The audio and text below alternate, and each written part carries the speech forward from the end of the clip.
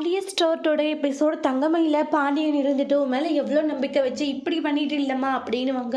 அப்போ மயில் அவங்களுடைய அத்தை மாமா காலில் விழுந்து மன்னிப்பு கேட்குறாங்க. கோமதி காலில் விடவும் கோமதி தள்ளி விட்டுருவாங்க. ஒழுங்காங்கிறத போடின்றாங்க. பண்ணுற எல்லா கேவலமான காரியங்களையும் பண்ணிட்டு இப்போ என் காலில் விழுறியா ஏதாச்சும் நான் சொல்லிடுவேன்றாங்க. எப்படி உன்னால் இந்த அளவுக்கு பச்சையாக கேவலமாக நடிக்க முடியுதுன்றாங்க. உன் மேலே எல்லாரும் எவ்வளோ நம்பிக்கை வச்சோம், ஆனால் வச்ச நம்பிக்கையை இப்படி உடைச்சில நிற்கிறேன்றாங்க. இப்படி ஒரு பொம்பளையை நான் பார்த்ததே கிடையாதுன்றாங்க. இந்த அளவுக்கு மோசமான கேவலமான ஒரு பொம்பளையா இருக்கா அப்படின்ட்டு எல்லாம் சொல்லிட்டு இருக்காங்க. அத்தத்தை இல்லத்த இதோட தெரியாம பண்ண என்னன்னு தெரியாம பண்ணிட்ட, நீ பண்ணதுனால பாதிக்கப்பட்டது யாரு? நாங்க தானே. சரவணன் எவ்வளவு பாதிக்கப்பட்டு இருக்கான். உண்மையில உசுரே வச்சிருந்தோம் இந்த குடும்பம். ஆனா இப்படி ஒரு கேவலமான ஒரு காரியத்தெல்லாம் பண்ணியிருக்கணுவாங்க. ஏப்பா மயில் உன் அம்மா அப்பாவுக்கு ஃபோன் பண்ணி வர சொல்லு, இந்த விஷயத்தை இப்பவே முடிச்சதான். ஐயோ மாமா இந்த விஷயம் அப்பா அம்மாவுக்கு தெரிய வேண்டாம். ஏன் தெரிய வேண்டாம்? ஏன் தெரிய வேண்டாம்? அவங்களுடைய நிம்மதிக்கு எடுக்க வேண்டாம், ஆனா எங்களுடைய நிம்மதியெல்லாம் கெட்டு குச்சு அதாவது நாசனமாக போகணும் அவ்வளோதான் நினைக்கிறேன் அப்படின்றாங்க.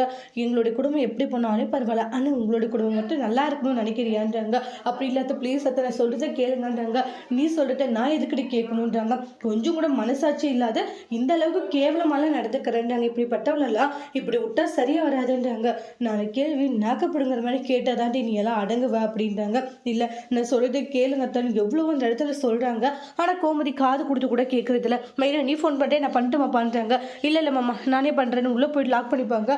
அப்பா அண்ணி லாக் பண்ணிக்க நாங்கள் உள்ளே போயிட்டு ஏண்டி லாக் பண்ணி என்ன பண்ண போகிறா? ஏதாச்சும் தப்பான முடிவு எடுத்துட்டா அவளா போய் எடுக்க போகிறா, அவள் எடுத்த கூட நாசனமாக போட்டு விடுன்றாங்க. அம்மா என்னம்மா பேசுகிற, தேவையில்லாம பிரச்சனை தான் ஆகுன்றாங்க. அப்பா அண்ணி போய் உள்ளே லாக் பண்ணிக்கிட்டாங்க, என்ன நடக்க போகுதுன்னு தெரியலேன்னுவாங்க.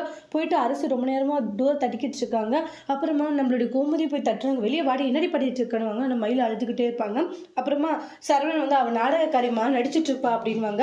பாண்டியன் இருந்துட்டு மயில் நீ வரையா இல்லை நானே உன்னுடைய அப்பா அம்மாவுக்கு ஃபோன் பண்ணிட்டுமானோடனே கதவை திறக்கிறாங்க. பார்த்தீங்களாங்க நம்மளே இவ பயன்படுத்துகிறாளான்றாங்க. என்னம்மா ஒரு கேவலமான ஒரு இதாக இருக்குது பார்த்தீங்களா அப்படின்றாங்க. நானே ஃபோன் பண்ணுறேன்னுவாங்க. மாமா ப்ளீஸ் மாமா பண்ணிடாதீங்க மாமா, அப்பா அம்மாவுக்கு தெரிஞ்சால் ரொம்ப கஷ்டப்படுவாங்க. ஓ உன்னுடைய அப்பா அம்மாவுக்கு தெரிஞ்சால் மட்டும் ரொம்ப கஷ்டப்படுவாங்க, அப்போ நாங்கள் எப்படி போனாலும் பரவாயில்லையா அப்படின்ட்டுலாம் கோமதி பயங்கரமாக கத்திட்டு இருக்காங்க. முன்ன மாதிரி ஒருத்தி பார்க்கலன்னு சொல்லிட்டு அப்புறமா அப்பத்தான் வெளிநீடு கவலைப்படுறாங்க. அப்போ அவங்களுடைய மருமகள் அடிப்படை என்னாச்சு அத்தை இங்கே நின்றுட்டு இருக்கீங்க, எதிர்த்து வீட்டுக்காரங்க வாசல் தெளித்து கோலமும் போடல, கடைக்கு மாப்பிளையும் போன மாதிரி தெரியல, வீட்டாளுங்க வெளியே வந்த மாதிரி தெரியல, அது வீட்டில் ஏதோ பெரிய பிரச்சனைன்னு நினைக்கிறேன். அப்படியெல்லாம் இருக்காது, இல்லை பெரிய பிரச்சனை தான் தோணுதுன்றாங்க. யாரும் வரவே இல்லையேன்றாங்க. நான் கூட ரொம்ப நேரம் பார்த்தேன், நைட்டு லைட் எரிஞ்சிட்டே இருந்துச்சு, அப்போ ஏதோ பிரச்சனை தான் போலன்னு சொல்லி ஃபீல் பண்ணிட்டு இருக்காங்க.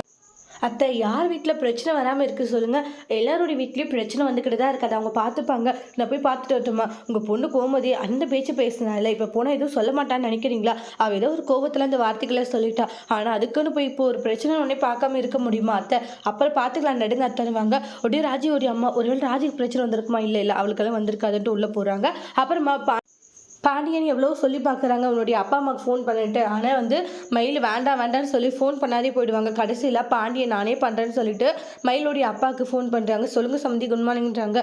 சமந்தி நீங்களும் உங்களுடைய ஒய்ஃபும் உடனே வீட்டுக்கு வாங்கன்றாங்க. என்ன விஷயம்? ஏதாச்சும் நல்ல விஷயமா? மயில் கன்சீவாக இருக்கல, வீட்டுக்கு வாங்க அப்புறம் சொல்கிறேன்ட்டு வச்சுருவாங்க.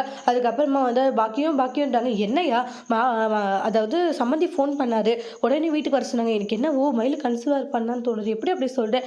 எனக்குள்ளேயே ஒரு இது நம்ம போகலாம் நீ ரெடி ஆகுன்னு சொல்லிட்டு போவாங்க. என்னவா இருக்கும்? அப்படி கன்சீவாக இருந்தால் சந்தோஷம்னு அவங்களுடைய அம்மா நினைக்கிறாங்க. இங்கே மயில் அழுதுட்டு இருக்காங்க. அப்புறம் குழலி வருவாங்க. குழலி பயங்கரமாக சண்டை போடுறாங்க. உடனே அவங்களுடைய தம்பியை பார்த்து இப்படி அழிச்சிட தம்பி, எங்கெங்கேயோ பொண்ணு பார்த்தோம், ஆனால் இந்த பொண்ணு அமைஞ்சிருக்குன்னு சொல்லி சந்தோஷப்பட்டோம், ஆனால் இன்னைக்கு இப்படி ஒரு கேவலமான ஒரு குடும்பமாக இருக்காங்களேடா அப்படின்றாங்க. பாண்டியன் சைலண்டாக இருக்க சொல்கிறாங்க. ஆனால் குழலி சைலண்டாக இருக்காமல் மயில போய் கண்ணா அப்படின்னா திட்டிக்கிட்டு இருக்காங்க. அதோட இந்த எபிசோட் முடிச்சிருக்காங்க. தேங்க்யூ.